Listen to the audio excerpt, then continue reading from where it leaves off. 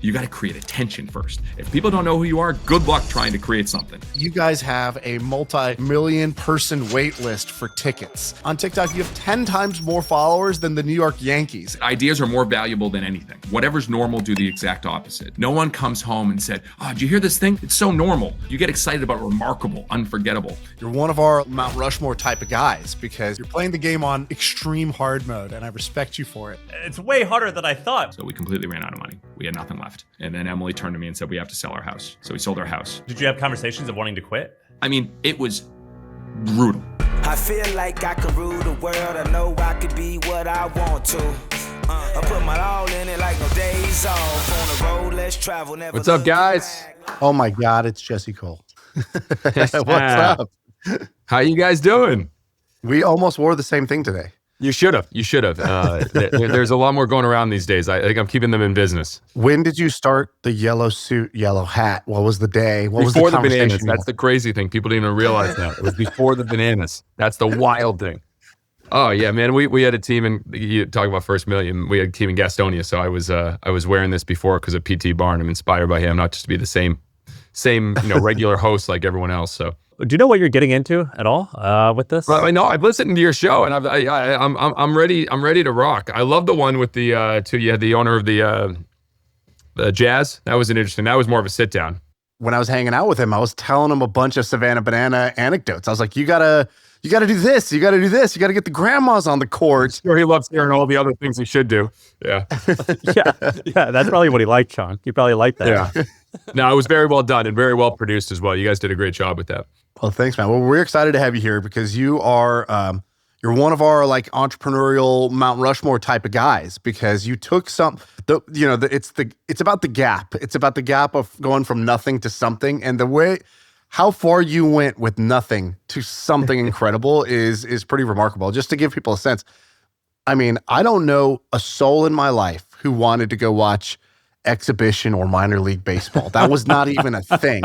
And yet you guys have a multi-million person wait list for tickets. You guys have, I just looked this morning on TikTok, you have 10 times more followers than the New York Yankees. And so just accomplishing that kind of blows my mind. And I want you to come on here and I want you to tell your story and I want you to teach us kind of how you think, because I think the way you think and how that's been applied to baseball could be applied to many other types of businesses. I think that's the real gift you're going to kind of give the entrepreneurial world. Yeah, we'll fire it up. Let's jam. All right, so Sam, where should we start? Start at the start? Yeah. But we'll keep it a little bit abbreviated because you've done a lot of amazing podcasts. We've talked about it. Yeah. But yeah, do set the context a little bit. Like 10, 15 years ago, where were you? Yeah, well, I started as a 23-year-old general manager with the team in Gastonia, North Carolina. And so it was college summer baseball. Which is a low level of baseball. So that's where I started with this. And yeah, that team only had 200 fans coming to the games, $268 in the bank account. I couldn't pay myself for literally 3 months. It was December. I think I was able to take my first paycheck, which I was making $27,500. So I wasn't making a lot of money regardless, but that's where I started. And so it was learning how to make college summer baseball exciting and entertaining. And I did that for years and no one knew anything, but we were just experimenting and trying new things. And that's really kind of learned the ideas of making baseball more fun and adding new things to the show. Why even be there? Like, why weren't you an intern at JP Morgan or, why is your first job a GM of a summer league baseball team? What was the plan? Never could have got a job at JP Morgan or any of those, for the record. So no, I played ball. So my whole life was baseball. My dad owned a baseball facility. I was very fortunate to get a huge scholarship to Wofford College, Division I school down South Carolina. So my goal was to play professional baseball. So I was getting, letters from the Mets and the Padres and the Pirates and the Braves. And I was like, this is going to happen. And then I tore my shoulder just like that. So everyone's like, oh, you're going to go into coaching, Jesse. Your dad was a coach. That's your mindset. And I coached for one summer in the Cape Cod League. And I wanted to pull my hair out every day. It was the best players, like the highest level, like these guys were all going to be first round picks. And I was in the dugout, the best seat. And I was just bored out of my mind. I used to go to the Cape Cod League games and it was, the hot dogs were great. It was just baseball. But it was high. It was all these guys. If you look at the major league rosters, all-stars, a lot of them played in the Cape Cod League. But I was bored. There's a difference between playing and watching. And so it was the first time I really, as Walt Disney thinks, put yourself in the customer's shoes. I put myself in the spectator's shoes and I was like, I'm bored. And so it was then I realized that I don't want to coach anymore. And I said, well, what if I, got in the front office and tried to make the show and the entertainment and the experience better for fans? And that's really where it started. That's when I went to take this job as a 23-year-old general manager of one of the worst teams in the country. Isn't there a story of Disney going to, I don't know if it was a park or an amusement park with his daughter, and he's sitting on a bench and he's kind of just like looking at this. He's like, why don't, I wish this was fun for me and her and not just her, for example.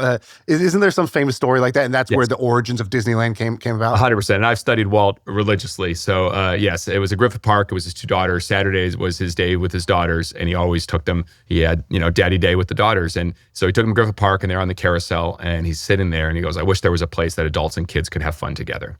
And that's where the literal mindset said, well, what if we created a place like that? And so I, in a weird way, was sitting in the dugout with the best seat in the house with some of the best players, thinking I'm bored out of my mind. Why can't this be fun for more people? And so that's where it kind of started the journey as a 23-year-old general manager with no money in the bank account, not getting paid, on how do you make this more fun. And that's really where I fell in love with Walt Disney and P.T. Barnum and started studying WWE and Cirque du Soleil, Saturday Night Live. I became obsessed with learning about entertainment, not necessarily learning about the baseball business. I want to learn about the entertainment business. Can you tell us the transition from employee to owner? And then, first Sure. about that. It's like, what was that era? I was a general manager for 2 or 3 years. Then I became the managing partner, which the owner gave me I think a 5% just like equity stake for being a part of it. And then it was 2014. So that was, 6, 7, 8 years later that I bought it from him. So the team was worth very little, made it worth a lot more. So went into owner financing debt with him and bought it for him in 2014. And he gave me every opportunity. I was so fortunate that the owner, Ken Silver, just let this kid kind of run with the team and try things and experiment. But we ended up having success after that first year. And so made the team a lot more valuable, which is a good win for all of us. And it was still like a real, like a normal baseball team, like for the first 2 years, right? Well, it was normal. I mean, we had grandma beauty pageants our first year. I mean, we came up with the garbage can nachos, like 4 orders of nachos, 3 cheeseburgers, 3 hot dogs, nacho cheese, jalapenos, donuts. We called it heart-stoppingly delicious. I tried to get a cardiologist to sponsor it, but no one was interested. So we started doing we did a dig to China night where we literally had hundreds of people go on the field and dig in the infield dirt to get a trip to China. But when the woman won, she realized it was just a one-way flight to China, no flight back and no accommodations. so we had a lot of fun. I mean, we fired our mascot for bear growth hormone because HGH was big. So we had BGH. We offered George Bush, because he just finished his term as president, an internship with us with a $1,000 stipend. We did we were going to get him a host family. We were going to figure it out. He turned it down. But we just came up with all crazy ideas. We were just trying to get attention. I was using the P.T. Barnum, book of how do you create attention. And so we were trying everything. And yeah, we got the players to dance that first year. They weren't great dancers and every player turned me down except for 4, but 4 dancers did the jump on it dance and they became the most popular players. So we were dabbling and experimenting in no man's land where literally no one knew who we were outside of Charlotte. You're not even the Savannah Bananas yet. You're still the Gastonia Grizzly. Yeah. The ones nobody heard about. And I think that's really important. The sort of like the toiling and obscurity, trying things, iterating. Now, let me ask you, those ideas that you just said, every one of those ideas, I'm like, oh my God, what a genius idea. That's fantastic. And it makes me laugh. Yeah. I could totally see I could see the press release. I could see the news clip. Yeah. I could see the TikTok clip. Now, to have 10 great ideas, you probably had 1,000, 10,000 bad ideas, something like that. Tell me about your practice of generating ideas and what was your kind of system of creativity?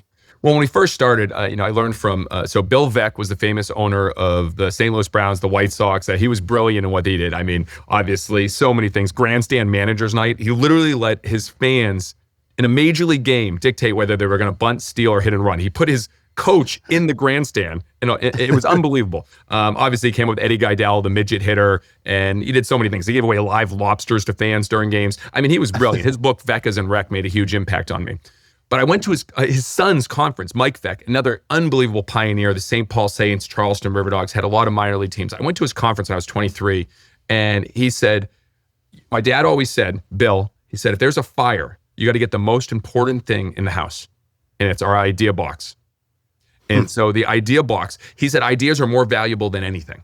And so he actually gave us a wooden box. I still have it today. And we started coming up with ideas. And that, as a 23-year-old, started coming up with lots of, I mean, they were a lot of them ridiculous. Some worked, some didn't. Salute to underwear night, failed. Flatulence fun night, failed. The hairiest man in Gaston County, that was gross. So, I mean, we did a lot of things that just didn't work. But I started learning about ideas. And, the big premise that I kind of came up with is whatever's normal, do the exact opposite. No one gets excited about normal. No one comes home and said, "Oh, did you hear this thing? It's so normal." Like you get excited about remarkable, unforgettable. And so it was literally 8 years of doing that. And when people, I think about the title of the show, My First Million, we never made $1 million in Gastonia.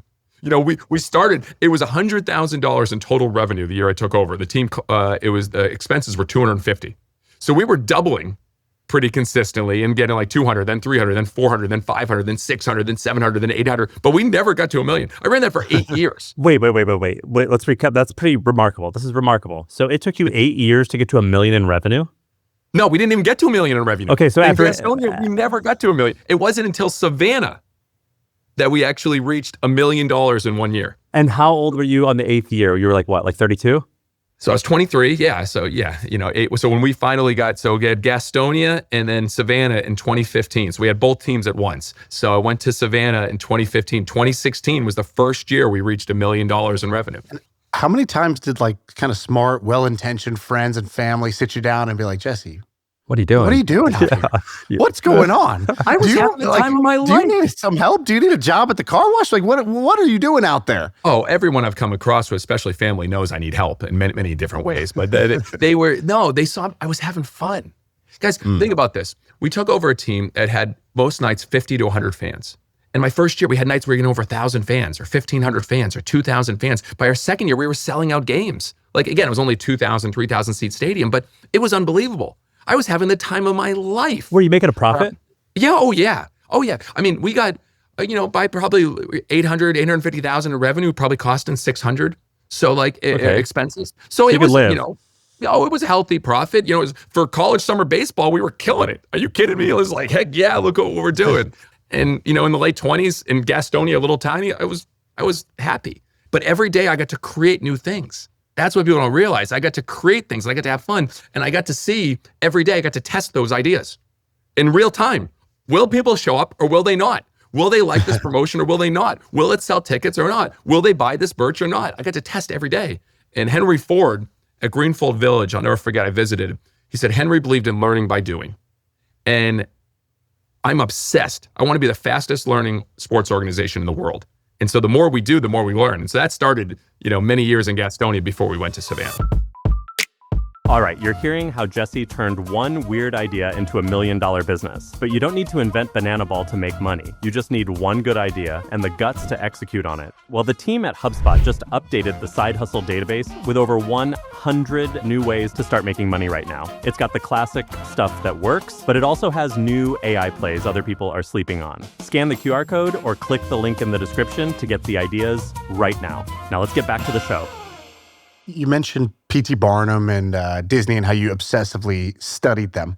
What were some of the early stories that inspired you or things that they did that maybe me, who hasn't read about P.T. Barnum, wouldn't know about, but that blew your mind? Well, with P.T. Barnum, it was so much about how do you create attention, showmanship. He says, without promotion, something terrible happens. Nothing. And so when you look at his books, I mean, he was just... he hired terrible performing musicians, violinists and musicians that were so bad that he put them outside of his museum. And so he'd say, the only way you can get away from it is you have to come inside the museum. Like he would just come up with ideas and he would bring people together. He was a master promoter. He was also a tremendous writer and he was always writing. He was always speaking. So I kind of took his spot as like, he was always a front person. You got to have someone that truly believes in what you do. And P.T. Barnum believed in his museum. He said, hey, some of it's true, some of it's not, but you're going to come in and you're going to be entertained. And he believed in that. And he went on top of every mountaintop to yell that. So I kind of took that from him. It's like, all right, I was dressed like everyone else. I'm like, no, I'm going to get a full tuxedo. By the way, the first one was black and it had tails. and it was 95 degrees in North Carolina, a summer night, and I almost melted. So I said, we're not doing that. So I found a yellow one that was brighter and fit the color of the Grizzlies, which was also kind of yellow. That's how that started. But it was about showmanship. P.T. Barnum was a showmanship. How do you create attention with all your acts? And then Bill Veeck, man, he was the most fans first owner ever. He would sit with the fans in the stands. He was an owner. He would literally set up and he would talk to all the fans every single night. He would go Veecking, as I made up the term, but after every game, he would go to the bars with the fans just to connect with them. You know, when he took over the St. Louis Browns, they say, what time the game starts? He goes, what time do you want it to start? Like, that was his mindset, was always what would be best for fans. And he did it. He did constant giveaways. He was first one to put names on the back of jerseys. He had the exploding scoreboard with fireworks. I mean, he was just so far ahead of his time, and every other owner hated him because he was doing so much more for fans than they all were. And so you combine that with then Walt Disney's vision, and it's kind of fun to do the impossible and put yourself in the guest shoes. Those three kind of just set me on a tone of like, let's try to combine these worlds and create something pretty special in baseball. So all of that is like you dressing the way you dress and doing the thing you do now. It's inspiring because the company is, I don't know if it's real, but the headlines is that it's worth $1 billion and you're incredibly successful and you're well loved. But for the first handful of years, did you feel like, I mean, did you feel embarrassed? Were you like, I don't know if this is going to pay off. I don't know if this is going to be worth it. I'm risking my reputation. I look silly right now. Did that fear come into play? Because when I hear what you're doing, I'm like, that makes sense. I should do that. And also, I'd be embarrassed. Oh, 1,000%. We've been criticized every step of the way. I've been embarrassed many steps of the way.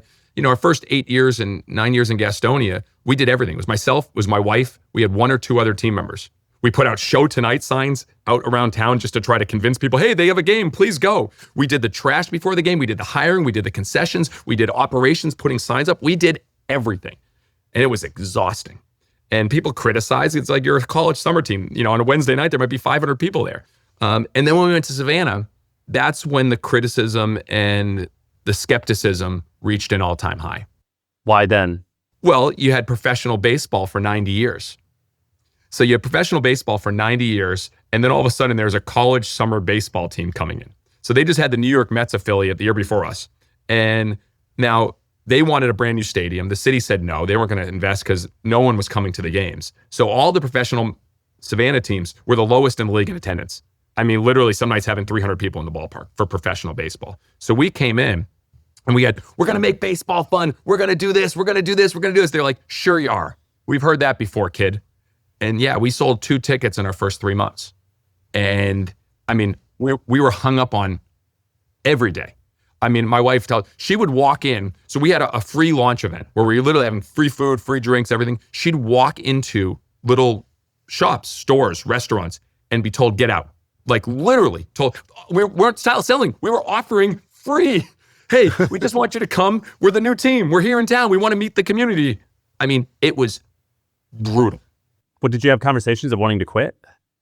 You couldn't, because we were now 7 figures in debt. You know, we had to buy the team, which was we bought it through the Coastal Plain League because it was an expansion team, and then we also had to put money in the team. We had to do the startup. We hired people. We had nothing, so we were in debt, and we had all these young people right out of college, a 24-year-old team president as well that we were responsible for, and so there were no options of quitting. It was just, how do we convince these people to believe in us? And what I realized is the only way to do that is we had to show them. As Steve Jobs says, no one knows what they want until you show it to them. We were talking. That's not good marketing. Marketing is creating experience and showing people. So we had to get to that point. You seem like an incredibly optimistic guy, and I love that. I love your energy. And obviously, at this point, there's a lot to be optimistic about. But the era that we're talking about, things were not going well. You sell 2 tickets in 3 months. You're 7 figures in debt. And I'm curious, like, nobody's optimistic 100% of the times. There are moments of either doubt or pain or struggle. And like, so when I say rock bottom and then they're making the movie about you, what's the movie scene where the director's like, okay, this is the rock bottom scene. Maybe it's you and your wife, or it's, you know, you at the ATM machine looking at the balance. Like, you know, what's rock bottom when I say that? Well, so we got the phone call. It was 4:45 p.m., January 15th, 2016. And that was when we were out of money. So we completely ran out of money. We couldn't cover payroll. We had nothing left. And so at that point, I moved, I think it was like $3,000 over that I had in my own account to cover the rest of the payroll. And then we emptied out our savings account, put that in to cover us for another couple of weeks. And then Emily turned to me and said, we have to sell our house. So we sold our house. Now, people don't know, and the timing of this is me and Emily had just got married. 10/10/2015. We got the keys for Savannah that same week. So within 3 months, we're completely out of money. Our first year of marriage, we have nothing left, and we have to sell our house. We found an old garage that I would like to say was turned into a studio, but it really wasn't. It was the grossest thing I've ever imagined living in. It was the only thing we could afford. She got an airbed, a twin airbed. We realized that we could only grocery shop with just $30 a week. And we couldn't use credit cards anymore because we were already maxed out. So we would go in with a $20 bill and a $10 bill into Walmart for 42 meals. That was pretty rough. That was a tough time. Dude, Emily's the one. She kept me. I don't know how because I can get into, I think all entrepreneurs, we're high performers and we think differently, but also you can spiral a little bit. And I'm optimistic, but I was like, what are we going to do? This is bad. Everybody's saying no to us. But she's like, Jesse, we did this. We got to get to that first game, get to the first game. So she lifted me up and we knew we just had to get to that at bat. But the first thing was really name the team. Because at that point, we didn't have name the team. So we had to get people to understand who we were. And so that was the big thing too. And that's when things changed positively and negatively. Because when we did a name the team contest, everyone said, be the Spirits, be the Ports, be the Anchors, be the Braves. I was like, there's a team in Georgia called the Braves. We're not going to be the Braves, guys. But there was one person that suggested Bananas. And I remember we looked at each other and said, yeah, go Bananas. And we thought of the Banana Nanas senior citizen dance team and the Mananas male cheerleading team and a banana baby that we lift up before the game and a banana band and Can't Stop the Peeling. We just thought about all those guys. We were like, we have to go. It is perfect. And then we announced it and we got crucified. Man, we were ripped apart. Locally, I mean, it was so bad, guys. I'll never forget the St. Patrick's Day parade 2 weeks after we announced, and we're wearing green banana shirts. And we're getting booed walking through town. Literally, people are booing. Were they like baseball purists, or did they think that you were insulting the town, or what? And yes, embarrassment to the city. We were insulting the town. How dare you name the team after this silly Bananas team? I mean, it was, but nationally, we were like Sports Center, like logo of the year. And like, it was like nationally, they're like, yes, because, they didn't take the pride in Savannah. They're like, this is fun. This is gimmicky. This is cool. Locally, it was bad. But at least people knew who we are. And I believe attention beats marketing 1000% of the time. You got to create attention first. If people don't know who you are, good luck trying to create something. And so they at least knew who we are. And then when we're like, oh yeah, every single ticket's all inclusive. They're like, what? I go, yeah, every ticket. All your burgers, hot dogs, chicken sandwiches, soda, water, popcorn, dessert, all night long. No ticket fees, no convenience fees, $15. People were like, what? And then they were like, and then they started kind of paying attention that we're going to try to make everything fans first. Here's what our players are going to do. We have a banana band. Here's our senior citizen dance team, the Banana Nanas. And they were like, all right, this is a little different. And I think people were expecting us to fail. So we sold out opening night. They all came out and they wanted to see it. And then people had to wait 3 hours for food because we didn't know we were going to go through 10,000 pieces of meat in an hour. We had no idea how to do that, for the record. But they watched the show. They watched the fun. They watched the Banana Baby and the band and the players dance. And that's when they started telling everybody. And that's really when it changed after that first night. I've watched like maybe 10 or 20 interviews of you now, and we've talked about you a bunch of the podcasts. And I've noticed that you do a few things consistently. And one of them you've done here already a bunch of times. You've already named Henry Ford, Bill Vett, Walt Disney. You talk about Steve Jobs all the time. You name P.T. Barnum. You name drop all the time. And I guess I'm reading into that where, do you go out and try to find inspiration, and then do you find like a couple lines in books and you're like, that's it, that's what we have to do? Or, because I've learned you I don't think you've ever explicitly talked about your creative process, other than I think you said that you make a list of 10 new ideas every single day. Yep. And then I've also noticed that you have these like frameworks where you say like, Walt Disney said this, and it's as if you like read this biography and you saw that one line, you're like, I live my life according to that now. Can you talk a little bit about that? Because that's kind of fascinating. Yeah.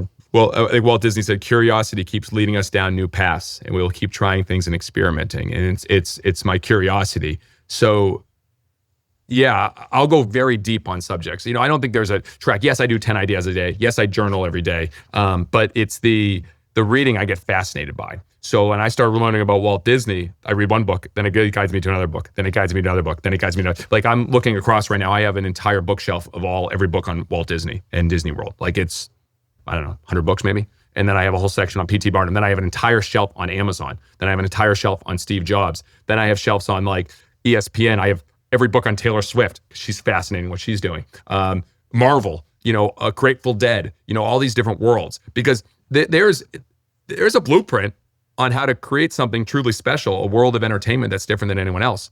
But in sports, I would say, obviously WWE, UFC, F1, they're thinking differently. But in most traditional sports, it's the same thing. You're competing to win, and our game is compete to create fans. And how do we entertain? And so I want to learn from the greatest entertainers in the world. So my framework is I'll just go very, very, very deep. And then what I do is I earmark every single page, and I know exactly when I earmark a page, what I'm looking for. I've done book reports. I've done numerous book reports, like Built to Last. Tell me about a book report. Like what's that? So book report. Yeah, so we did this as a team. So for many years in the beginning, we actually paid our people to read. So we pay them to do book reports. So we're obsessed with learning as part of our organization. So we did that for many years. Now we do kind of team books that we read as a group. But yeah, a book report, I'll go through and just kind of the biggest takeaways, the biggest things that lead to fans first, ideas, parallels. David Novak, the former CEO of Yum Brands, he had a very good compliment to me. I didn't know what it meant at all when he said it at first, but he's like, "You're one of the greatest parallel thinkers I've ever seen." I go, "Thank you, David. What does that mean?" And he goes, literally you can see something and then you can make it your own in a parallel path. And so like when I see something from Grateful Dead about what they did as far as, they brought the sound in-house, they tried to bring the tickets in-house, they let all their fans record all of that. Then Dave Matthews followed suit. I can see that and then follow it our way. So that's, again, no real method. It's just, I want to look at examples of the best in the world. So like Jimmy Donaldson, he was with us, MrBeast. And so like I've read everything on him. We spent a lot of time talking together because he's the best in the world at YouTube. So I try to ask all those questions. I think that's just, you follow your curiosity. What'd you steal from Jimmy? Well, the biggest thing I was fascinated with him was the YouTube growth on how he looks outside of the country. 70% of his views come from outside the U.S. And so you better believe that we immediately were hiring, Spanish-speaking broadcasters. We're going to hire Japanese-speaking broadcasters. We're going to start having our games and social go all over the world as we continue to grow there. So that was the one thing I was like, all right, what in YouTube can we do right now to grow an audience and create fans? And he shared what he's doing with his audience and dubbing, and that was fascinating. We did a episode with Jimmy, and he talked about that same sort of 10 ideas a day thing. So he was like, I started this when I was 11 or 12 years old. And he said, kind of your same story. There's a great quote. He goes, at 12 years old, nobody watched. 13 years old, nobody watched. 14 years old, nobody watched. 15 years old, nobody watched. 16 years old, is anybody ever going to watch? Nope. 17 years old, nobody's still watching. And he's like, finally, when I was 19, I started to get some viewers. And even then, it was small, right? So he had this kind of 6 years of toiling in obscurity, 7 years where it wasn't working, but he was getting better. And he talked about how he used to do the kind of 10, 20 ideas. He's like, the most important thing in a YouTube video is the idea, the premise of the video. So I came up with 10 to 20 ideas a day. He's like, I would flip open a dictionary at the source. So we had him do it live on the podcast. We put a random word generator. Love it. And he came up with ideas live on the thing. And you could tell he had built that muscle. So I'm curious, like you say this thing about the 10 ideas a day. Is that like, you used to do that early on? Are you still doing that? Is there a sticky note on your desk right now with like 10 ideas you wrote this morning? I did 2 groups of ideas. No, I have, here. Yeah, get it. Please get it. So here's the idea book. So I have one every single year. So what's that say on the cover? Well, it just says 2025 ideas, Banana Ball. So I have these books all the time. And so yeah, today I was obsessed. So I'm working on our two of our newer teams. So I'm working on the Indianapolis Clowns, which we brought back, one of the most famous Negro League teams. And so yeah, it's all the Clowns characters. Dynamic contortionist, Bat Boy, the juggling hawkers, juggling ball boy, an umpire that's a mime, trampoline coaches, strongman, balloon artist, ringmaster / Bakker, human cannibal, a character artist. So like and it starts listing. So I start thinking about ideas on how I want to build. So I want to zoom in. You do this first thing, or you take meetings first, or what's your kind of process? Are you like, do you have a routine you use? Sure. Hal Elrod helped me tremendously. So his book, Miracle Morning, was a game changer for me. In 2015, I read that.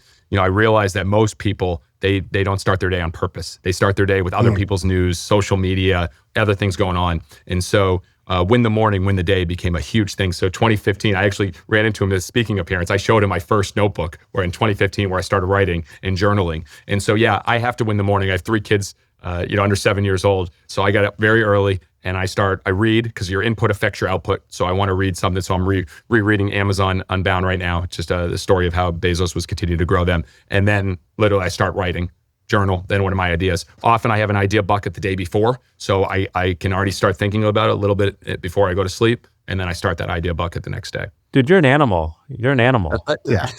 I love it though. It doesn't feel like it's never felt like work. There's certain things that if you really love, like ideas, if I've come up with good ideas or ideas that are exciting to me, like I'm fired up the rest of the day. I have great energy. So it's like you got to create before you consume. Often we consume and we read all these things and I'm getting criticized. We get all these different things, but it's like, if I can create first, and we just, today, literally as we record this, we just launched our first ever fans first ticket marketplace. So secondary market right now, we're getting killed. People are spending $400,000, $500,000, $600,000, $700,000 for tickets, and often they're getting scammed. We built our own one, face value, no markups, no fees. We just announced that 30 minutes ago. Like that fires me up because I'm going to learn. We're going to get it out there. We're going to start experimenting. Like, you get to do new things. That's what Walt Disney, you get to try new things constantly. And I love that. I feel like you've hit escape velocity and people now recognize, oh wait, this is something special. And you have a lot of momentum going. And I'm sure whether it's speaking fees or like speaking gigs or just meeting interesting people throughout doing what you're doing, you've now gotten into some pretty interesting rooms. Like you've mentioned reading about Jeff Bezos. You'll meet Jeff Bezos if you haven't already.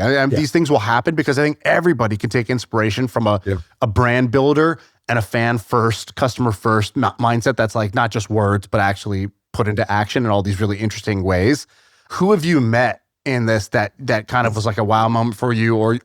And I'm curious, what do they want to learn from you? What do they pull from you? Because I think it doesn't matter how sort of successful you are in one industry. I think there's a lot they can learn from you.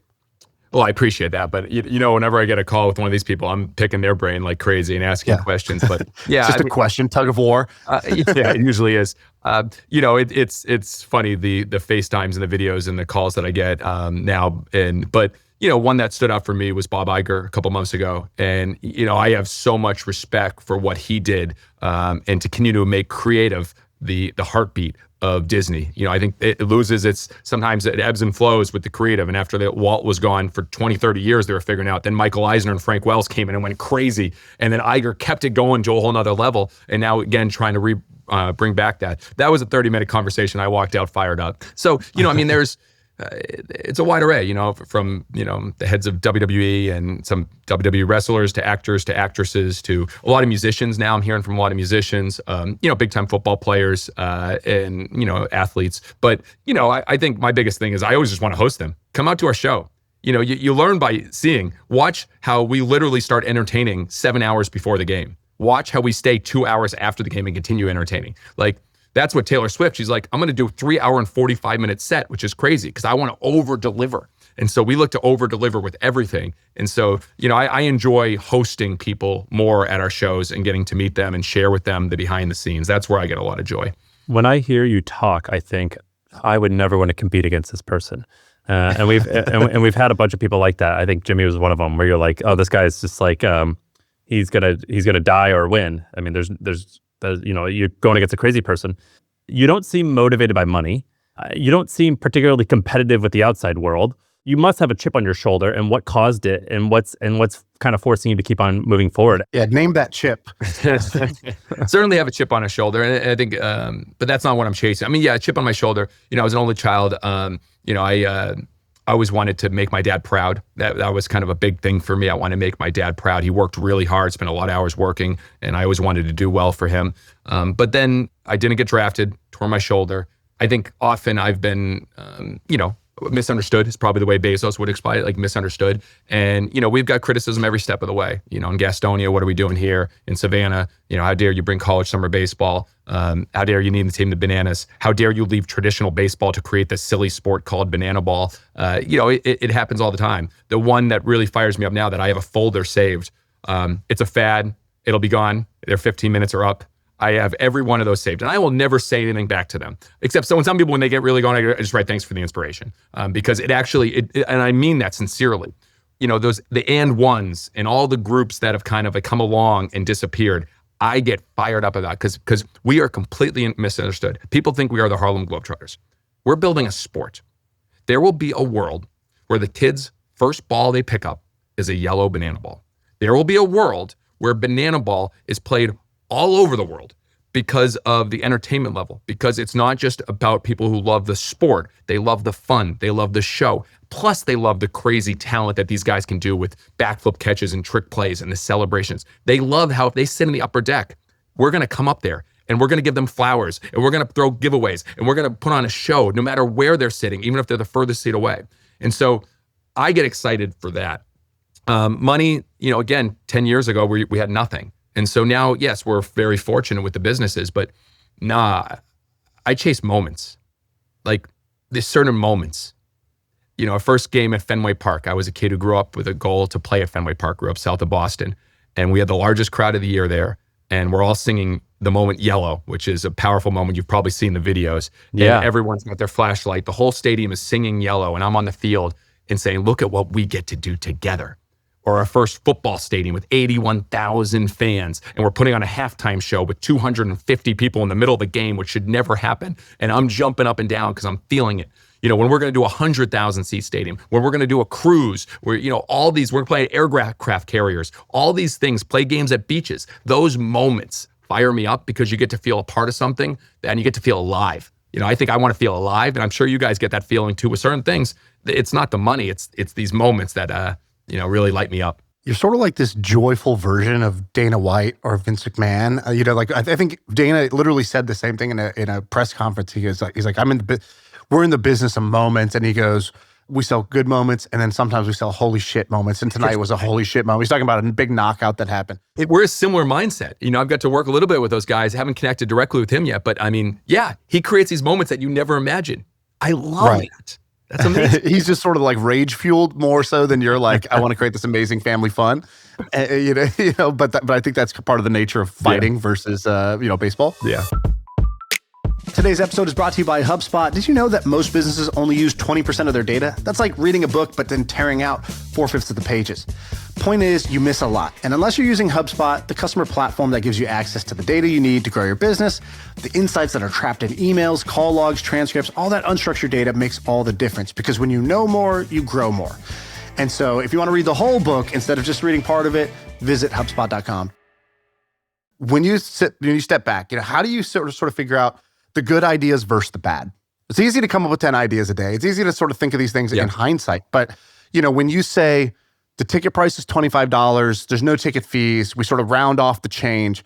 That's cute when you're selling 200 tickets. Now you're selling, I think I did the math, this is like tens of millions of dollars you're eating in costs by eating the ticket fees or revenue left on the table, depending on how you wanted to look at Every it. bit of it, yep. And, I'm sure there's someone over there with a spreadsheet who's like, Jesse, this is not, can we not do that anymore? Like, can we charge for hot dogs? Because, They know better in our organization at this point, but yes. Well, I guess, what are your principles? So one thing you've talked about is fan first. And I think if I go to 100 businesses around here, I said, are you a customer first business? They would all say, of course, customer matters.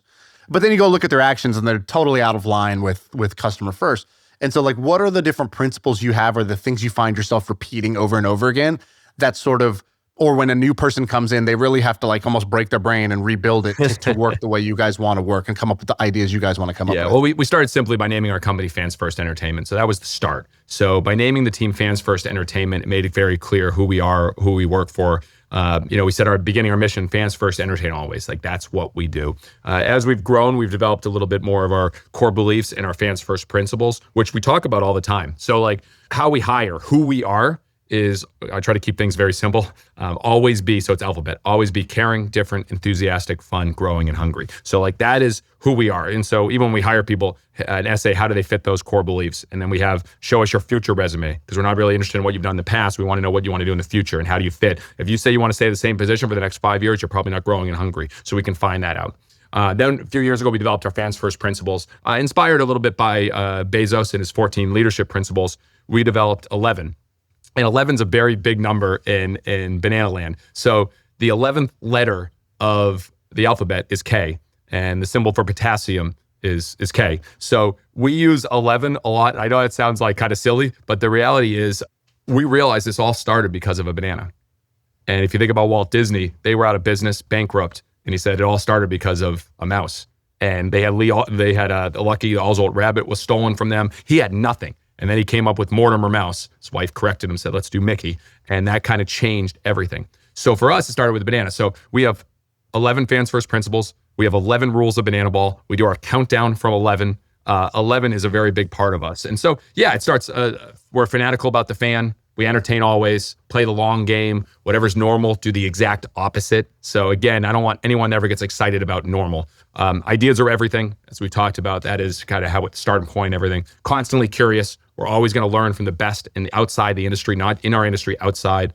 Everything speaks. That's a Walt Disney one. You know, if you lose the detail, you lose it all. And so we're obsessed with the details. Fewer things done better. So we eliminated all of our sponsorship in 2020, which we eliminated all of our events. And we focused solely on Banana Ball because we wanted, what can you be the best in the world at? And we believe we can create the greatest show in sports. And so we went obsessed with that. Relentlessly resourceful. When we moved into our new office, a lot of people know this, but I made a trade. I got all of the furniture traded for free.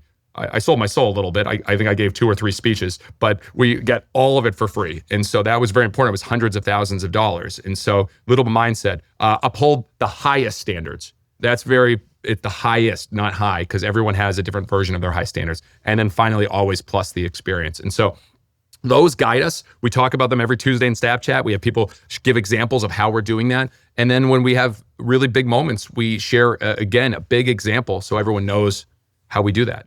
So I'm psychoanalyzing you a little bit because I admire you so much, and I want to like steal little pieces of like the way you operate. You're doing something that we talked about, Shaan, when we talked about MTV and how they sort of like said, this is the world that we are building. So they basically like what you're doing is just saying, I'm creating a world. I'm world building. I'm not necessarily empire building, but you're creating this world with its own rules.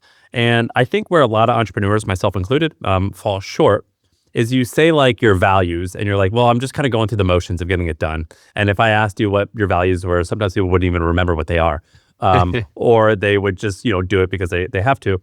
You do this really good job of creating these rules and processes that you actually abide by. And some of them sound incredibly silly. Like, you have, you have all these phrases, like you had the one city world tour. I think your first world tour, it was just in Georgia or Macon, Georgia, I think. There's meaning behind that. In the whole thing, there's meaning behind that, which I can get into later. But well, yes. The point is that there's intention and meaning to everything. And I think a lot of entrepreneurs, they don't have the courage to say, this is the world that I'm building, and here's the rules and laws of the world that I'm building, and I'm going to stick to them. And some of them might sound silly, like wearing a yellow tuxedo all the time, but there's a reason for them. But if I live it according to the rules, it's going to actually become a thing. Did you always have that in you? Or is this like something where like you've learned, like, man, if I just say it enough times, I'll start to believe it and it'll start to become true? Like walk us through that. No, I guess if you're average of the 5 people you surround yourself with. My 5 people have been, Walt Disney, Steve Jobs, Jeff Bezos. And I mean that not arrogantly. I have read and learned more of what they think, and that's around me. And so Walt Disney was a world builder. And yeah, you better believe we will build a Banana Land, the first ever sports and entertainment theme land. You better believe every single team that we build with that point of view in mind. I mean, if you don't think we just built the Loco Beach Coconuts and we're not going to build the Loco Beach, you're crazy. And if you don't think we built the Indianapolis Clowns with a homage to the history of the 1940s and 50s to build that land re-up, like all of this has a bigger picture. So I've surrounded myself with that, and I think it fires me up. And there's certain principles, like I want to go back to the One City World Tour. Start small, dream big.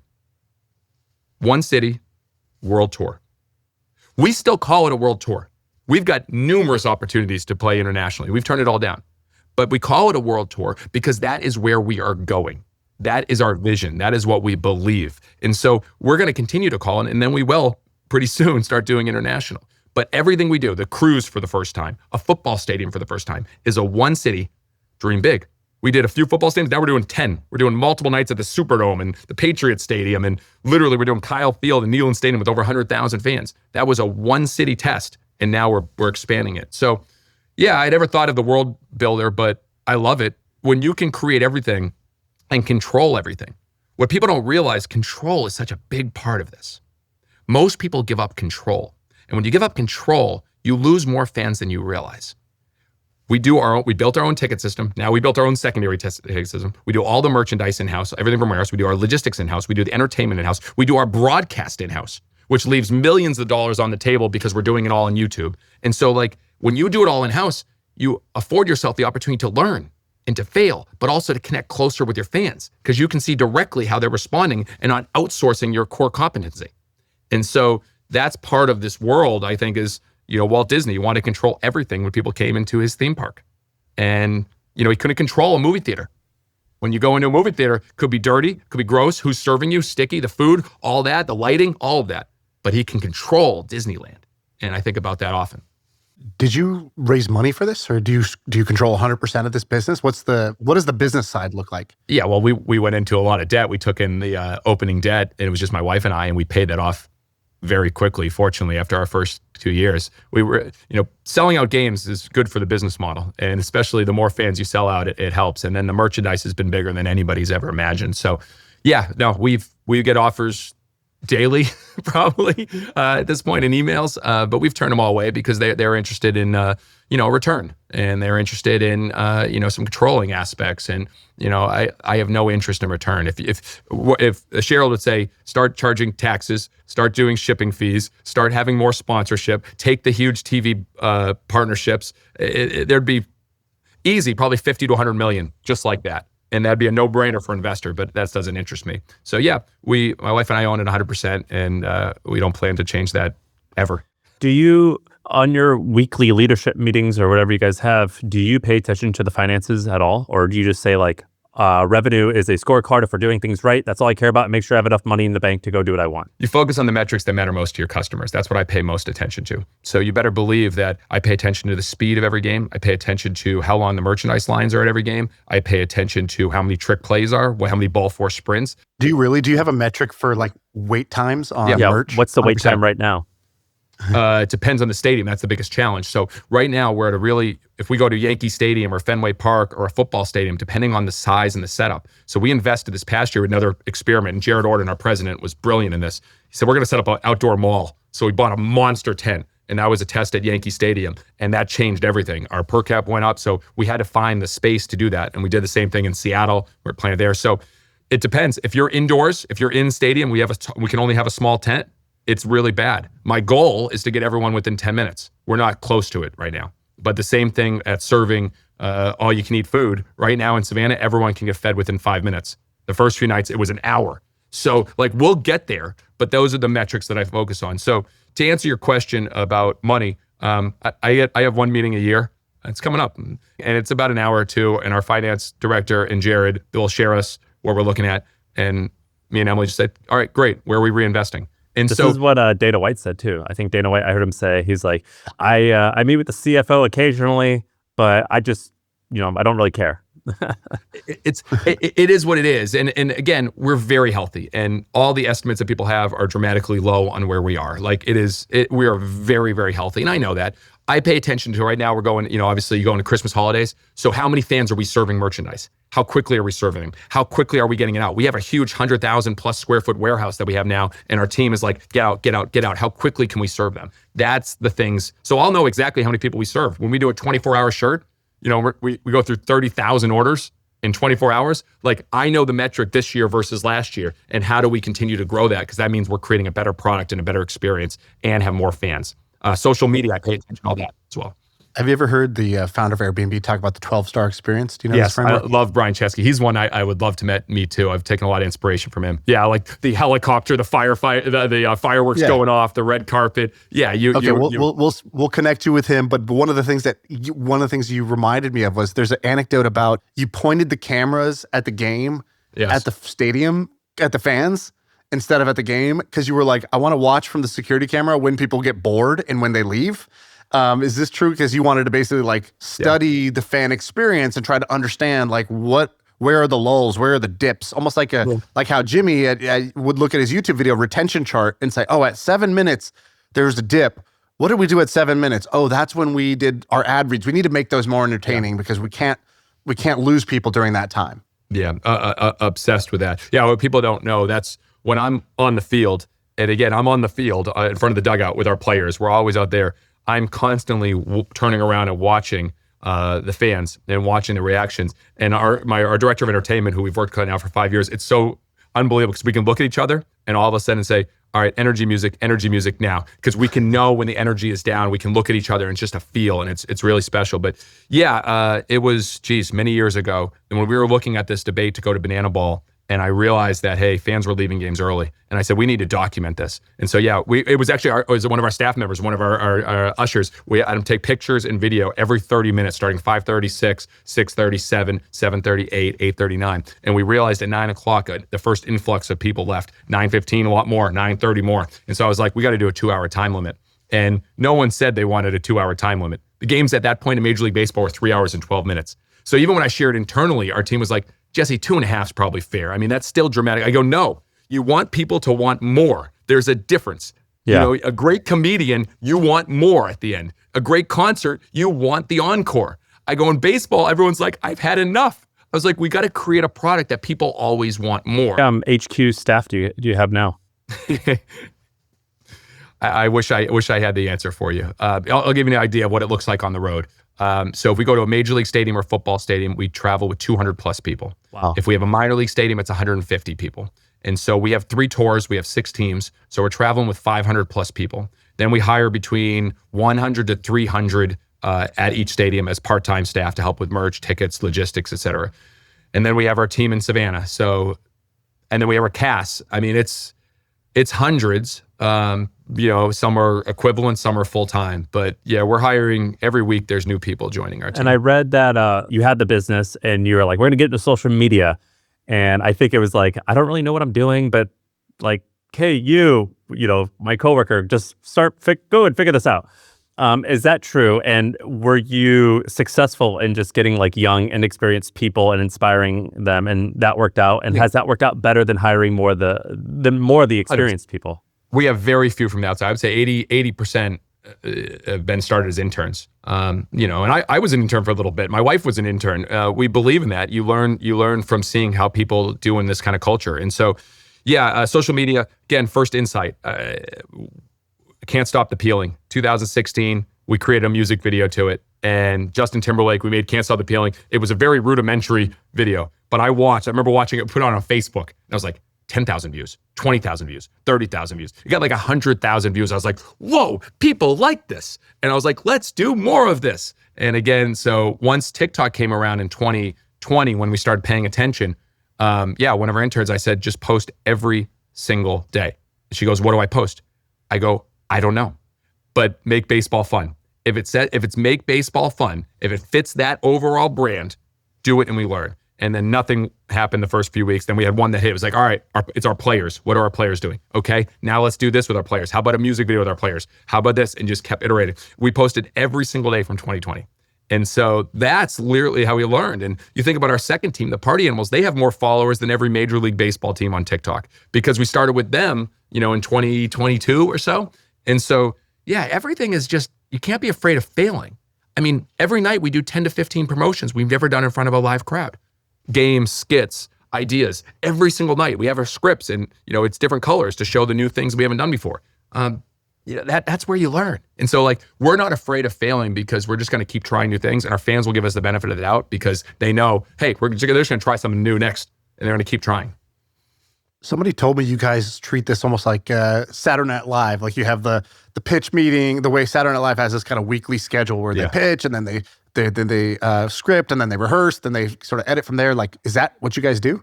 So you solve first your problems, the fans. So the starting point of everything is what are the friction points from your fan point of view, and then you can do it from your organization's point of view. So the friction from the fans, too long, too slow, too boring, you get nickel and dimed, all that stuff. So we just kind of went from there and to create that. Then from the internal, like, okay, creative.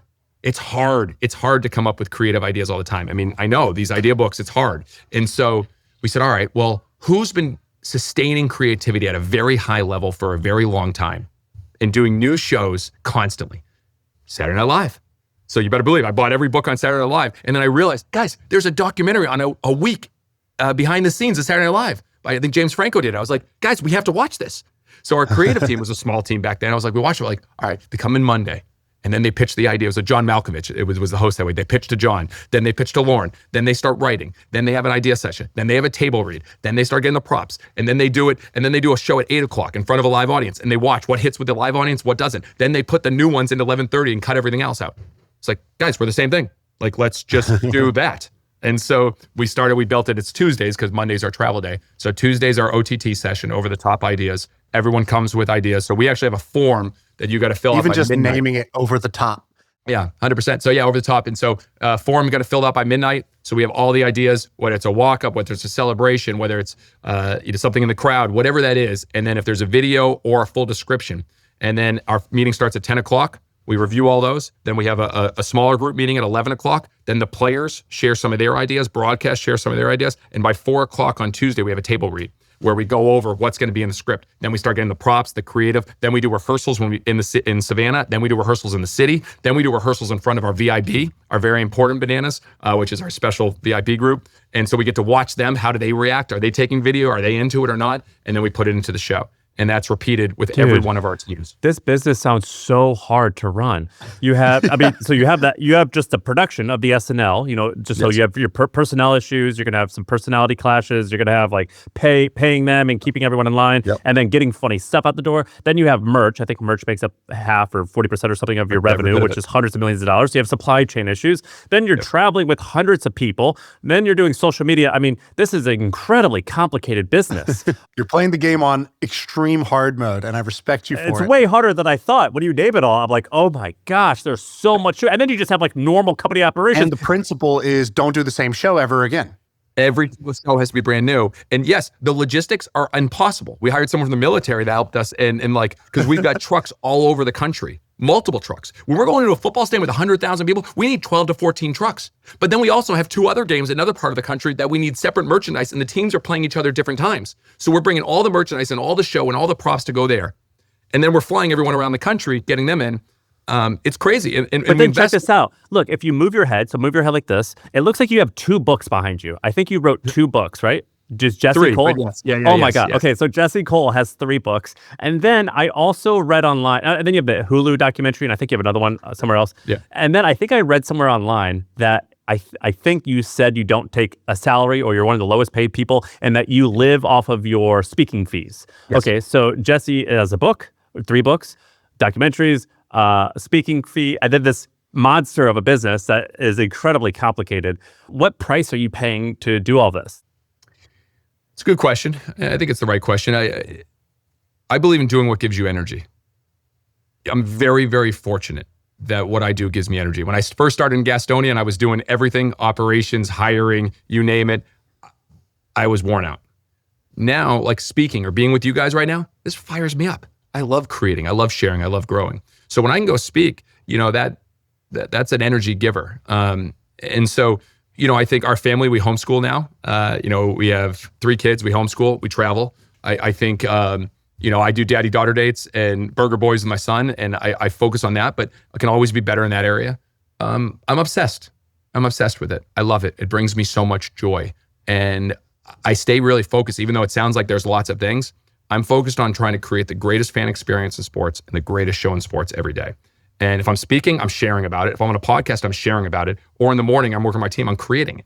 So it sounds widespread, but it's all focused on doing something very, very narrow. What's your talent strategy? So are you like, we use recruiters and then they come in for interviews? Or is it like you look in the TikTok comments and you find people? Like what is Jesse doing to source some of these like diamonds that end up being there? This is the crazy one, guys. So yes, I'm very grateful that we have 4.2 million people on our wait list to get tickets or whatever. There's 12,700 on our wait list to work with us. And so we have a wait list. So it's what I believe is attracting over recruiting. If you're very vocal on who you are and what you stand for, you often attract people. And I attract people I never imagined we'd attract. That you guys, I was listening to you guys before we even knew each other. Like, again, I'm so grateful for that. And so, yes, and I'm working with Circus LA right now on bringing on some cast at a higher level, because you better believe the Indianapolis Clowns, it's going to be the greatest show people have ever seen. We're going to take that to a whole nother level. So I'm working with some of the, work with WWE and UFC on some stuff, people that are great, but a lot of it is just attracting young, hungry talent that believe in us and believe in what we're doing, and they'll give their hearts to it. And they're very, very special. I think that, so if I had to make a prediction, I think, and I'd be curious to hear, like, if you ever, we probably don't have enough time, but like we brainstorm ideas here on this podcast a lot, but I would be curious. I think that, so Arie Emanuel, who runs Endeavor, and they own WWE, UFC, PBR, whatever, a ton of stuff. He did this great podcast with Patrick O'Shaughnessy, and he was like, basically, I'm making an anti-AI bet. So he was saying like hotel bookings for Thursdays are now up through the roof. Busy drive times are at 11 a.m. And he's like, basically, people are working less and they want to go out and have experiences. And so my prediction for you guys is that there's going to be a second win. I mean, you're already like at like you're I don't want to say you're at a peak, but you're like killing it right now. I think there's going to be another like macro trend that pushes you even further up this mountain of glory. Are you feeling that? And also, have you seen any other, like, a lot of people don't realize this, that Cirque du Soleil is a multi-billion-dollar company. Have you seen like any cool events businesses that like are shockingly large or well-run, or that inspire you? I mean, I think I named the main. There's probably other ones out internationally that I'm not aware of at this point. But yeah, no, I'm fascinated by the cruise industry too, as well, because they're combining the entertainment, the shows, everything. They're creating their own worlds. So I've got a lot closer. Obviously, we're doing our own to learn. Can we put on a show for 5 days for all of our fans with no playing of banana ball? So that's a good test that we're looking at. But yeah, no, I don't think I look at that. But I'm fascinated about the youth game of banana ball and developing that. We did a One City World Tour test with a youth tournament that sold out in Cleveland, had kids from 48 states come in. So we're going to build the sport that way. And then obviously continue to look at, I mean, we're going to do a tour movie. I'm really inspired by what Taylor Swift has done and how she built that ecosystem, created a great tour, then all these little, things from the flywheel that jumped off it. We're going to do some of that. We're creating original music. So I haven't announced, but we have an unbelievable music partnership with very well-known group that's going to help create original music for us. So all those steps, I think, are going to take the show to another level. If we keep making our show better, I believe everything will take care of itself. We can never settle for, hey, that last year's show was great, let's do the same thing. That's what scares me. If we saw you when you were a kid, like a teenager, 12 years old maybe, what would we have seen? Were you like selling CDs and like hustling entrepreneurially? Were you like Mr. Popular at school? No. Were you on the fringes? Like, who were you when you were young? And would there have been any clues that this is who comes out of that? Yeah, no, I was a shy kid to start, and then when I was by myself a lot, and so I mean, I remember literally during the summer, my dad would go to work, and I was like 12 or whatever, 13. He's like, Jesse, what'd you do today? I was like, I rode to Alex's house. I rode my bike to John's house. I didn't do that. Like, I didn't have a lot of friends, and I had my friends through baseball. And so anytime I was around my baseball team, I would try to create attention. I would try to do anything because it was my time around people my age. And so, I think that love and being around people, I think I didn't have that as much.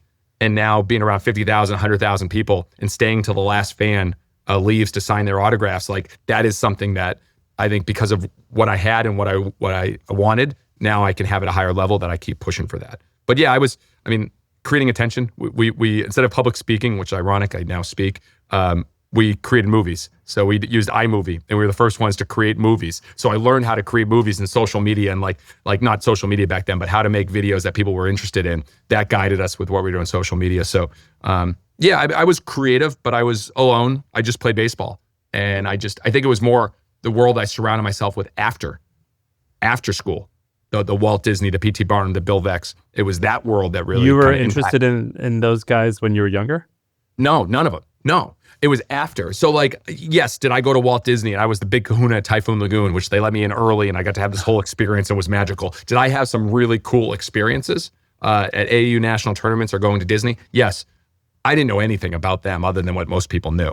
It was that world I surrounded myself afterwards. Like you guys, I mean, think about this 10, 15, 20 years ago. It's what you've learned now in the last 10, 15 years. That world has impacted you. Maybe there were some influences obviously back in school, but it's more now you find this new world of entrepreneurs and creative thinking and creators and that inventors, and that fires me up. Shaan, have you ever seen the talks? So Jesse does these things on his Instagram where he gives the players a talk before the game. I don't know if it's like new players or something like that, or if it's before every game, but you have the guys in the stands. No, I haven't seen these. Okay, so he gets everyone. I'm going to tell the story for you, Jesse, as an outsider, and you can correct me if I'm getting it wrong. But you have the I think it's the team, but maybe there's some of the staff. You have them, I think, in the outfield stands or somewhere like not in the front row, and you're like, you're sitting here because you need to be where like some of the worst seats are, so you understand that we have to make this great for everyone. And then you tell this amazing story, and I imagine you repeat some of the stories, but every time I've watched it, it's been a unique story, and it inspires them so much. Where I'm like, this fucking guy has made like playing like silly baseball like seem like I'm like saving the world, and I'm so invested into it. Where I'm like, you guys are doing God's work, right? Like the guy in stilts is doing God's work. Like I'm so bought in. I agree with you. I agree with you. You've judoed me where like I'm totally bought into this. Did you have to learn how to storytell like this? Because you're doing such a good job of getting me invested. And I see the players, and typically baseball players, by the way, when I grew or hung out with the college baseball players, they weren't like the coolest guys. They were always kind of like too cool for school. Like they didn't want to do silly stuff. And these guys are like so wholesome and awesome. Did you learn how to like tell stories like this? Because it's incredibly effective. Thank you, 100%. And still to this day. Did I tell that right? Those talks? Yes, yes. It's whenever we come to a city, the first thing we do is we have our fans first talk. And so that is the entire staff, the cast, the players. So we can have upwards of 200 people in those. But yes, both teams, the players are there. And every week we have a new talk. And it is one of the most stressful things for me. And I'll tell you, I could speak in front of a Fortune 50 company or 10,000 people. I'm more nervous speaking to our 150 people because I know our words mean so much to them, and it's weighted differently, and I care truly how it impacts them. So yeah, every week it's like, what's our message? How does it fit fans first? How does it fit a principal? How do we, like win the upper deck? We talk about that all the time, win the upper deck. And, I just think about, I have a lens now. You guys look at this, like two lenses I have is a friction fighter. Wherever I go, I see friction. So this is what Walt Disney said. Whenever I go on a ride, I'm always asking what's wrong with this thing and how it can be improved. If I go to a restaurant, if I'm driving down the road, if I'm going to a store, I notice what are the friction points from a customer point of view. That's just my lens.